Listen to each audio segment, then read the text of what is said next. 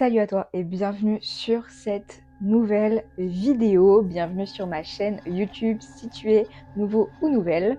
On se retrouve pour un format thread horreur, thread mystérieux, enfin bref, thread qui fait un petit peu badé. Donc on est parti, on va se mettre dans une ambiance un petit peu plus horreur et je vais vous raconter la première histoire. C'est parti.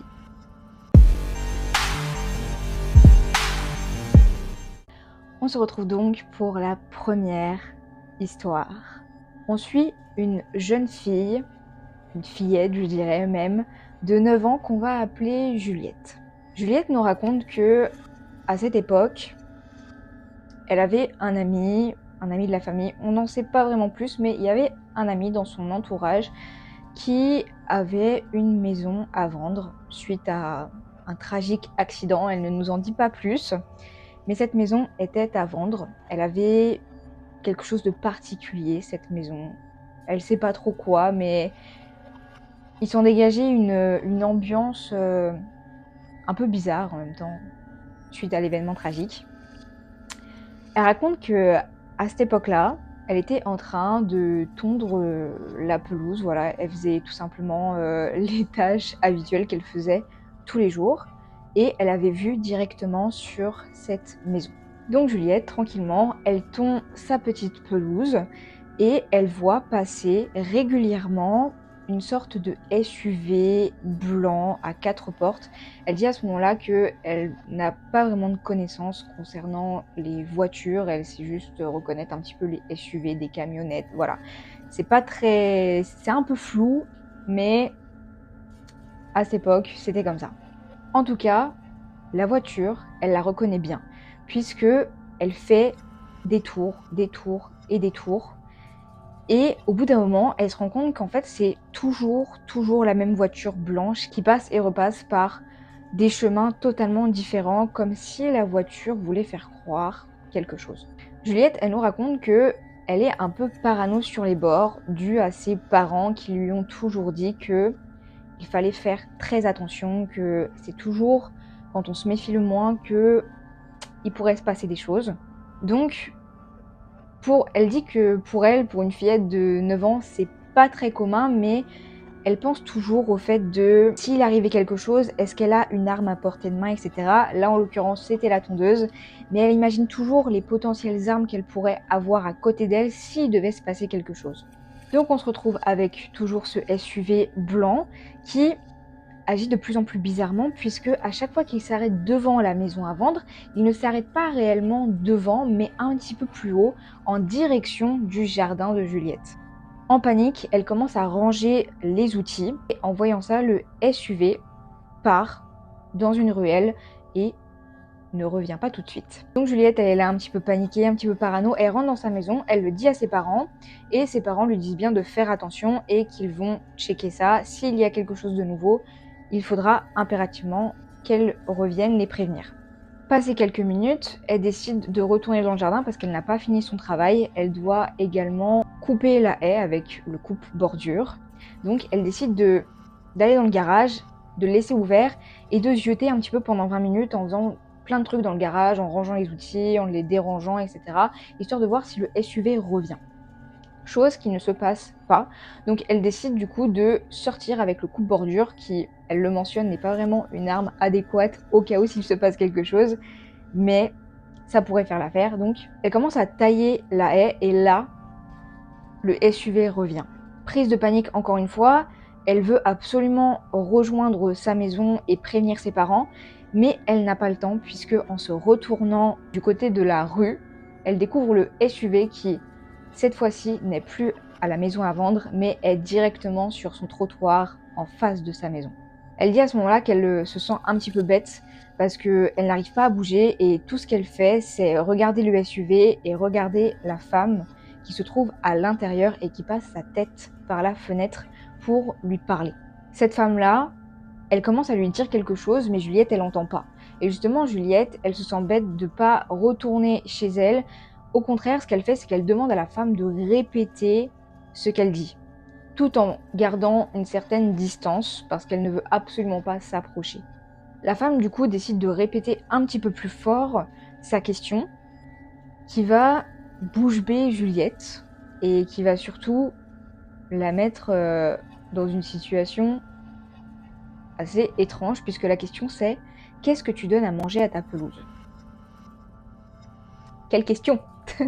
Quelle question! Donc Juliette, elle comprend pas vraiment, parce que la question en soi n'a rien à voir, et surtout elle est dite d'une manière comme si c'était un jeu. Il faut savoir qu'à ce moment-là, la femme n'est pas conductrice, il y a un homme avec elle, et c'est comme si, elle dit que c'est comme si c'était un petit peu un jeu entre ces deux personnes, et elle comprend pas vraiment ce qui se passe à ce moment-là. Et Juliette, elle se dit qu'elle va tout simplement lui répondre, et donc du coup, elle lui dit quelque chose comme quoi elle nourrit avec des engrais, et c'est plus vraiment ce qu'elle a répondu à ce moment-là, mais elle répond sérieusement, en fait, tout simplement à sa question, comme je pense qu'on l'aurait tous fait, en fait. Et à ce moment-là, la femme rigole avec l'homme, et elle décide de répéter la question, cette fois en lui disant: non mais vraiment, qu'est-ce que tu lui donnes à manger à ta pelouse? Et donc Juliette, elle commence à être prise encore plus de panique, et en même temps que de lui répondre, elle commence à marcher en arrière vers la maison tout doucement. La femme à ce moment-là lui dit: non mais t'inquiète pas, on est juste amical. Et l'homme crie également, l'homme qui conduit crie également: on est juste amical. Sauf que Juliette, elle l'entend bien, et ce n'est ni une façon méchante, ni sur un ton amical. Juliette décide donc de reculer encore plus, et la femme décide de lui dire que ils ont quelque chose à faire, que la conversation était bien sympa, mais qu'ils doivent partir. Comme si c'était une conversation entre amis de la famille. Au moment où le SUV part, Juliette décide bien évidemment de courir cette fois-ci à l'intérieur, de prévenir son père qui sort en trombe de la maison, qui essaye de repérer le SUV, malheureusement il est parti. À ce moment-là, ils ont prévenu la police, sauf que la police n'a pas pu retrouver le SUV. Juliette nous dit également que, comme elle l'avait dit au début, elle n'est pas très douée avec les voitures, ce qui fait que ça n'a pas vraiment aidé la police. Au final, elle ne sait pas vraiment si ces personnes-là ont été retrouvées, et à vrai dire, elle préfère garder en tête que c'est possible qu'ils aient été retrouvés plutôt que l'inverse. Voilà, c'est tout pour cette première histoire. On est sur une histoire un petit peu tranquille, il ne s'est rien passé de très terrifiant, même si c'est assez perturbant, mais plus de peur que de mal. On passe donc à la seconde histoire.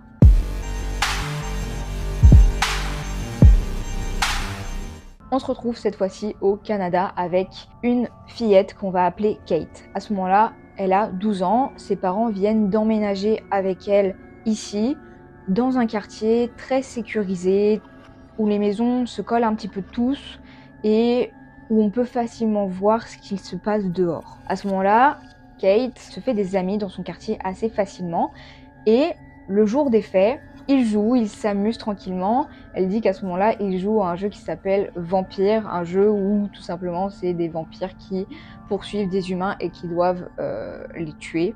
Bon, on est déjà sur un jeu assez flippant, mais soit. À ce moment-là, ils jouent tranquillement, et il y a une camionnette qui arrive dans ce quartier, une camionnette teintée vitrée noire. Elle passe une première fois en ralentissant près d'eux, et ensuite elle fait demi-tour et repasse près d'eux en ralentissant. À ce moment-là, ses amis, ils courent dans leur maison.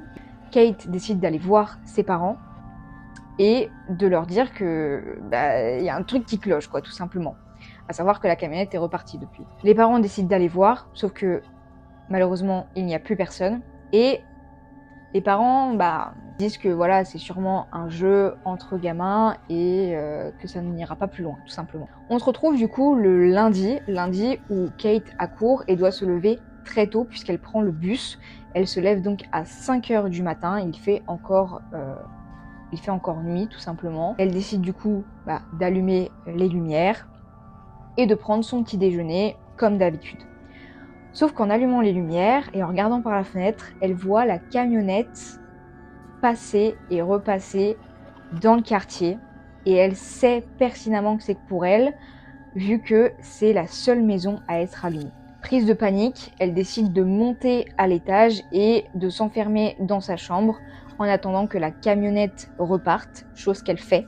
Elle ne veut absolument pas réveiller ses parents, donc elle décide de juste attendre et se calmer. La journée se passe, plus rien ne se passe en rapport avec la camionnette et on arrive le lendemain. Elle effectue sa routine habituelle, elle allume la lumière, elle prend son petit-déj, mais cette fois elle prend une arme, un couteau, pour se sentir plus rassurée. Et en effet, la camionnette repasse encore et encore dans son quartier. Cette fois, elle se sent plus rassurée puisqu'elle a un couteau avec elle et elle décide quand même d'éteindre les lumières histoire que la camionnette s'en aille tout simplement. Sauf que cette fois-ci, la camionnette s'arrête et un homme descend puis frappe à la porte de chez Kate. Alors là, c'est la panique totale, elle se sent mourir sur place, elle est en panique, elle fait une crise d'angoisse. Puis au bout de quelques minutes, l'homme décide tout simplement de repartir. Au final, ça va durer 1 an. La camionnette va passer encore et encore devant chez elle, comme tous les matins, mais rien d'horrifiant ne va se passer. 1 an plus tard, la camionnette ne passe plus du tout, mais depuis, ils reçoivent des appels anonymes, des appels inconnus, où quand ils décrochent, il n'y a personne au téléphone. Bien évidemment, Kate aujourd'hui espère ne plus jamais revoir cette camionnette. Elle ne saura donc jamais qui était cet homme. Est-ce qu'il était là pour lui faire du mal? Est-ce qu'il était là pour toute autre chose? Je pense qu'une camionnette qui passe pendant 1 an dans un quartier assez sécure, où l'allure est sécurisée, je pense pas qu'il était là pour enfiler des perles, le monsieur. C'est la fin de notre deuxième histoire. On va passer à la troisième et la dernière histoire. Dans cette histoire, on retrouve un homme qui s'appelle Julien. Il nous raconte au début qu'il prenait de la drogue, il prenait de l'héroïne et que cette nuit a été décisive pour lui sur le fait d'arrêter tout simplement de prendre de l'héroïne. Ce jour-là, il venait de passer 1 semaine sans prendre de drogue et il a décidé de fêter ça avec sa copine. Et quoi de mieux pour fêter ça que de prendre une dose d'héroïne, bien évidemment. Lui-même se sent un petit peu bête de raconter ça, mais il s'est passé ce qui s'est passé. Ce vendredi, le couple donc décide d'aller faire une petite randonnée dans des bois très jolis, très sympas, et de se poser quelque part afin d'y manger, d'y camper, bref, de passer une très bonne soirée. Sauf que, comme vous le savez, il a décidé de prendre de l'héroïne. Et étant donné qu'il avait passé 1 semaine sans rien prendre et que ça faisait déjà un petit moment qu'il essayait d'arrêter, sa tolérance à la drogue était vraiment 0. Ce qui fait que d'habitude, en prenant de l'héroïne, il aurait été bien, mais là, il se sent vraiment divaguer entre rêve et réalité. La soirée se termine et il décide donc d'allumer un feu, histoire d'observer les étoiles, de faire un petit moment romantique avec sa compagne. Et là, un camion se gare, pas très loin, sur une zone où les camions peuvent se garer. Mais au final, ça, ils y prêtent pas trop attention parce que c'est un lieu où les gens peuvent passer.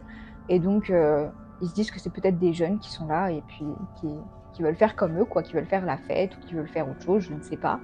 De ce camion, un homme y descend et passe justement sur le chemin où sont Julien et sa copine. Julien, lui, est un petit peu stone, un petit peu enjoué, dit tout simplement bonjour à l'homme d'une manière très amicale. Et l'homme le regarde d'une manière à faire peur et comme s'il avait envie de le tuer. Donc, jusque-là, on n'est pas sur une entente très amicale. L'homme décide de passer et d'aller potentiellement à son spot où Julien sait pas vraiment ce qu'il part faire, mais il décide de partir en direction de la colline d'où ils étaient. Puis quelques minutes plus tard, vu que c'est un chemin à sens unique où il n'y a pas d'autre possibilité d'aller plus loin, l'homme revient sur ses traces et retourne à son camion. À ce moment-là, Julien est entre rêve et réalité, comme je l'ai dit tout à l'heure. Et donc, il fait pas vraiment attention à ce qui se passe autour. Par contre, sa copine, elle ne prend pas de drogue et donc elle est totalement maître de son cerveau, de son corps, de ses sens. Et elle commence à paniquer parce qu'elle entend du bruit derrière eux. Julien, lui, décide de se retourner et d'essayer d'écouter. Au début, il nous dit qu'il pense que c'est un animal et donc décide de lui faire peur avec des cris, avec des bruits, sauf que ça ne fonctionne pas. Il nous raconte qu'il a vécu, quand il était plus jeune, dans une forêt, avec des animaux, bref, il était entouré de tout ça et donc il sait reconnaître quand c'est un animal et quand c'en est pas un. Donc là, Julien, il commence à paniquer et l'adrénaline va commencer à prendre le dessus sur la drogue. Il va donc prendre une bûche pour se protéger et faire tout un tas de cris afin de faire dégager ce qui est dans les buissons, tout simplement. Sauf que ça se rapproche et ça fonctionne pas. Du coup, sa copine et lui vont prendre la fuite et en prenant la fuite, ils vont voir que le camion qui était censé en fait être parti était tout simplement garé plus loin avec à son bord personne et donc ils en déduisent que l'homme qui était à l'intérieur à la base de ce camion était en fait dans les broussailles en train de les espionner. Au final, ils vont plus de peur que le mal puisqu'ils vont rentrer chez eux sains et saufs. Et en y repensant, ils savent pas vraiment si cet homme-là était là pour les espionner ou s'il était là pour plus, en sachant que le lieu dans lequel ils étaient était vraiment propice à ce qu'il y ait beaucoup plus de grabuge que ça. Julien finit par nous raconter que ça a été vraiment le déclic cette soirée-là parce qu'il s'est vraiment senti littéralement comme une merde de ne pas pouvoir protéger sa copine vu qu'il était sous héroïne. Ce qui fait que depuis ce moment-là, il a complètement arrêté. Il y a eu quelques petites rechutes, mais il dit que ça fait maintenant 10 ans qu'il ne touche plus à l'héroïne suite à cette soirée qui aurait pu très mal finir. C'est tout pour cette vidéo et pour ces 3 threads horreur. J'espère qu'ils vous auront plu. C'est la première fois que je fais ça, donc je pense en refaire encore parce que c'était très intéressant. Dites-moi en commentaire c'est laquelle votre histoire préférée et si vous avez vous-même des histoires un peu dans ce type, que ça soit comme ceci ou que ça soit peut-être plus mystérieux, paranormal, bizarre, pas très net. N'hésitez pas à me le dire en commentaire, je serais ravie vraiment d'en faire des vidéos et de les raconter si vous êtes d'accord bien évidemment. Je vous fais des bisous et je vous souhaite un joyeux Halloween.